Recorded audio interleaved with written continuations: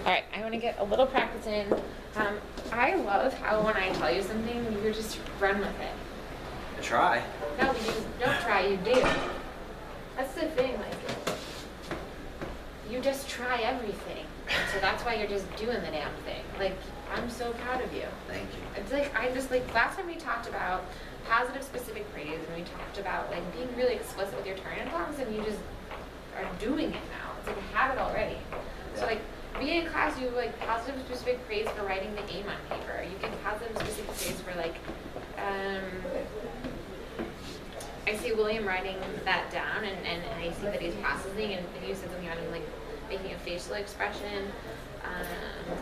You like positive specific praise for silent, strong hands.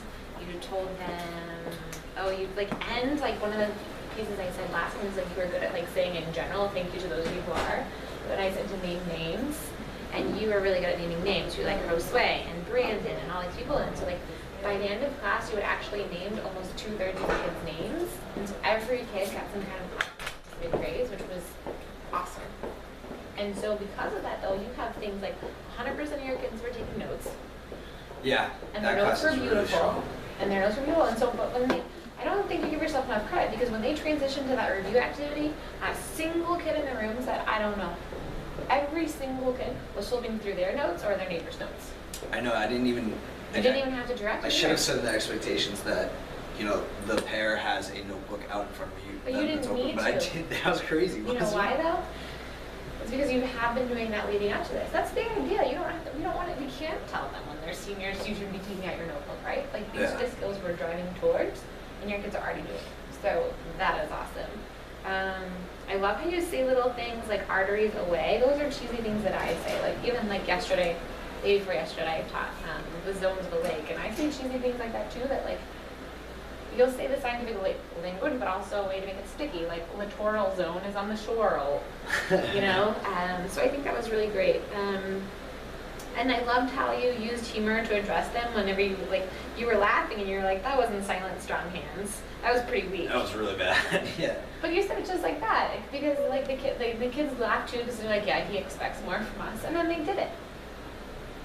So I think like you're really just like good at knowing your kids.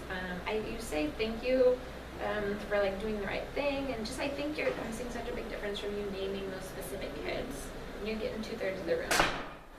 Just be mindful of those few kids you're not, and even if they're doing a little thing like, thank you, Ben. Thank you, Ben, for having his pencil out. That's a little thing, but for Ben, that's a struggle, right?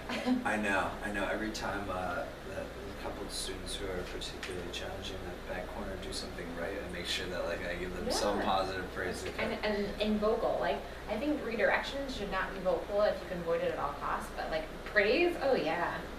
All those kids were just like, they love that you call them out by name for good things.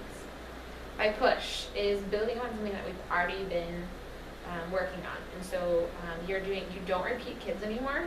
This is something we worked on the first week. It's like every time I give you a nugget, you've been like grabbing onto it. But I want to push you to tell the kids just two things.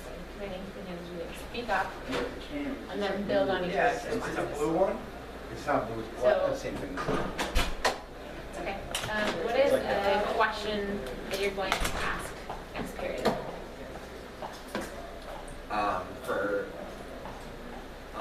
The next period that you teach, sorry. Yeah. The question that I'm going to ask is, again, I'll ask, how does the structure of arteries determine their function or connect to their function? Okay. And what is the ideal answer?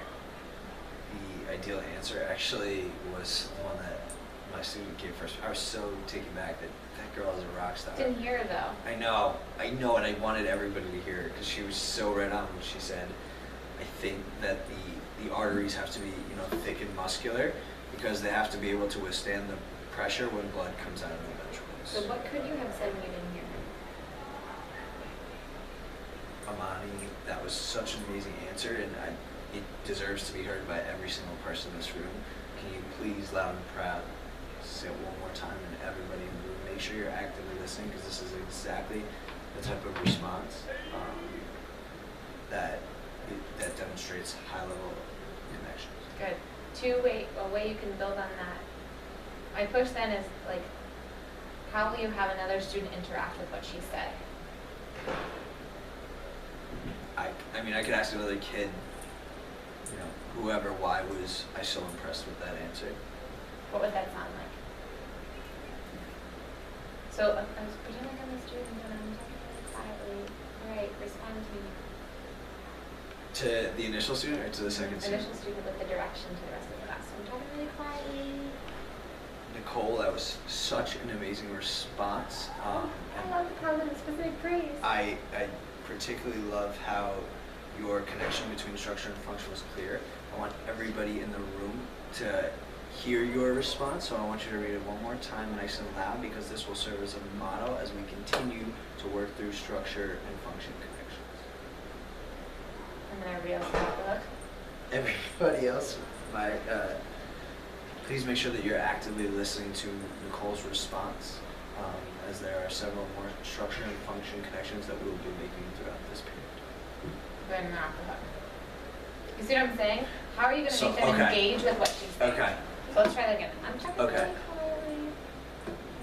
Now what? Nicole, that was such an amazing response that you just gave, but I think only a couple other people around you could hear you, and I want you to say your response again, loud and proud, because it will serve as a model for the exact type of connections that we want to make in this course. The rest of the class, the expectation is that you are actively listening to Nicole's response, and I'm going to call on two students to identify aspects of her response that are particularly strong.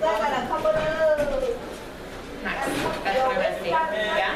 Because the more and more you see them listening to each other, that's more times that they're processing. And that's our priority this year, like more times for kids to process.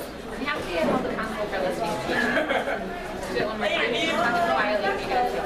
Nicole, that was an absolutely amazing response that you just gave. I think though only a couple of the people who were around you could hear you, so I want you to read your response one more time, nice and loud and proud, because it will serve as a model for the structure and function connections that we will continue to make.